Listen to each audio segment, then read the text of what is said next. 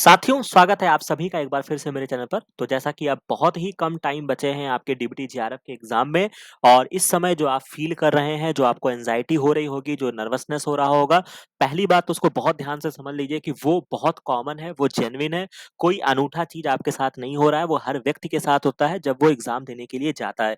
Important क्या है, आपको अपने ऊपर बिलीव रखना है और क्या इम्पोर्टेंट चीज़ें कल के तारीख में आपको याद रखनी है। तो फर्स्ट ऑफ ऑल जैसा कि आपको मैंने कल एक वीडियो प्रोवाइड कर दिया था एडमिट कार्ड के रिगार्डिंग और मुझे पता है कि आपने उसको अच्छे से देख लिया होगा। जो भी उसमें इंस्ट्रक्शंस रहे होंगे उनको अच्छे से फॉलो करेंगे।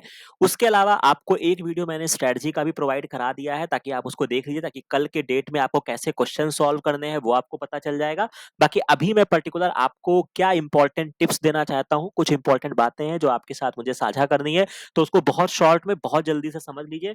फर्स्ट ऑफ ऑल तो ये है कि आज की रात अब आपको ज़्यादा परेशान नहीं होना है, एक प्रॉपर स्लीप लेनी है, सोने का कोशिश करिएगा, हो सकता है कि आपको नींद ना आए, बट फिर भी पढ़ाई मत करिएगा, अब आज जो है वो आराम करने की कोशिश करिएगा। अपने सारे डॉक्यूमेंट्स जो हैं वो आप रख लीजिए, चेक कर लीजिए, क्रॉस चेक कर लीजिए, जो भी उन्होंने फ़ोटो, आइडेंटिटी, एडमिट कार्ड की फ़ोटोग्राफ, जो भी उन्होंने बोला है वो सारी चीज़ों को अच्छे से रख लीजिए।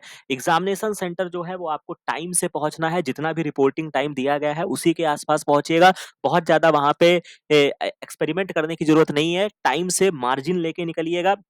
उसके अलावा जब आप क्वेश्चंस को सॉल्व करेंगे, जो कि मैंने ऑलरेडी आपको बता दिया है, क्वेश्चंस और कट ऑफ के बारे में बहुत ज़्यादा नहीं सोचना है, अपना बेस्ट देने का प्रयास करिएगा, उससे ज़्यादा कुछ मत करिएगा।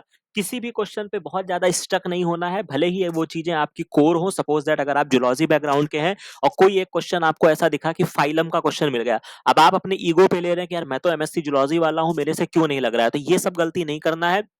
जो क्वेश्चन नहीं आएगा उसको अच्छे से छोड़ दीजिएगा। इसके अलावा सारा खेल अब आपके सेल्फ कॉन्फिडेंस का है तो अपने ऊपर बिलीव करिएगा, ज़्यादा परेशान मत होइएगा।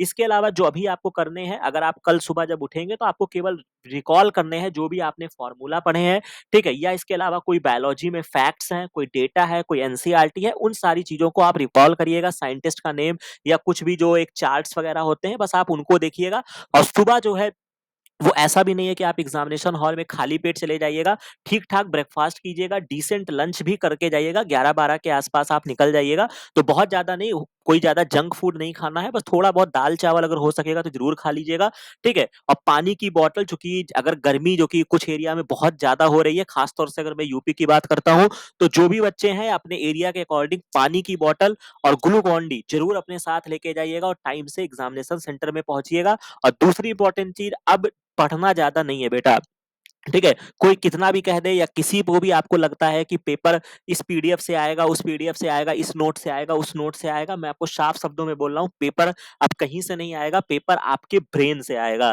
ठीक है? तो जितना ज़्यादा आपका ब्रेन जो होगा वो आपका स्टेबल रहेगा, उतना बढ़िया आपकी एक्टिविटी होगी। तो अब ये वाली गलती नहीं करना है, एकदम से तरीके से रहना है।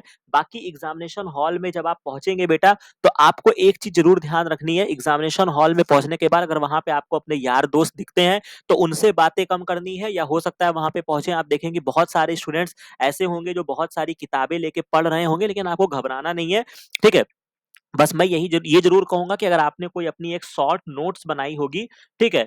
तो उसको चाहो तो भले ले जाना और जितने देर में आप बाहर खड़े रहोगे, अगर आपका मन करता है तो आप एक बार केवल मतलब उसके केवल फ़ॉर्मूलाज़ वगैरह को देख लीजिएगा। हालाँकि इन चीज़ों को मैं अवॉइड ही करूँगा, बट फिर भी अगर आपको लगता है तो केवल उतनी चीज़ों को करना है, ज़्यादा किसी से बातचीत नहीं करनी है। अच्छे से एग्ज़ामिनेशन हॉल में बैठकर एग्ज़ाम देना है और किसी भी चीज़ को बहुत ज़्यादा सोचना नहीं है।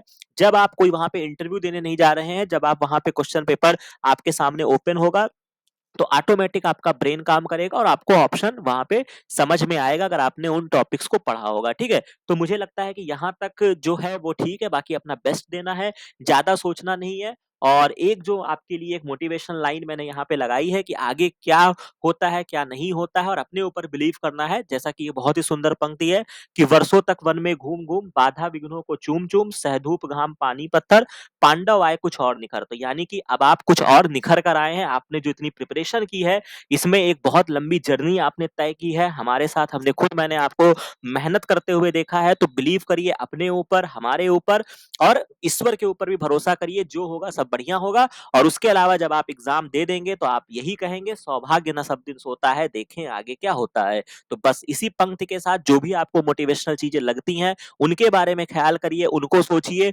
और अब सारा खेल विश्वास का है और ज़्यादा अब आपको इधर-उधर परेशान होने की ज़रूरत नहीं है। तो मेरे तरफ से ऑल द वेरी बेस्ट, बहुत अच्छे से आपको पढ़ा के ट्रेंड करके एग्ज़ाम में भेज रहा हूँ। बेहतरीन करोगे एग्ज़ाम में, बस केवल और केवल अपने को एक कॉन्फिडेंस लेवल लूज़ नहीं करना है, डीमोटिवेट नहीं होना है, अच्छे से एग्ज़ामिनेशन हॉल में जाना है और बढ़िया से करके आएँगे, ज़्यादा कुछ नहीं सोचेंगे और फिर उसके बाद देखते हैं कि क्या होता है। तो इसी के साथ इस वीडियो को समाप्त करते हैं, बाकी जैसा भी आपका फीडबैक रहेगा एग्ज़ामिनेशन के बाद फिर हम उसको देखते हैं, ठीक है?